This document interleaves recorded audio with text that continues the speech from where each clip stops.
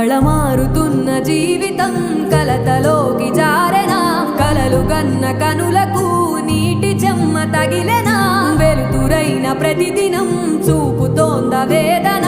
అందమైన బతుకున అలజడి చలరేగెనా ఏమిటి నీ పాపం ఏమిటి నీ నేరం చీకటి ముసిరిందే చిటికల్లోనా తీరదు నీ శోకం మారదు ఈ లోకం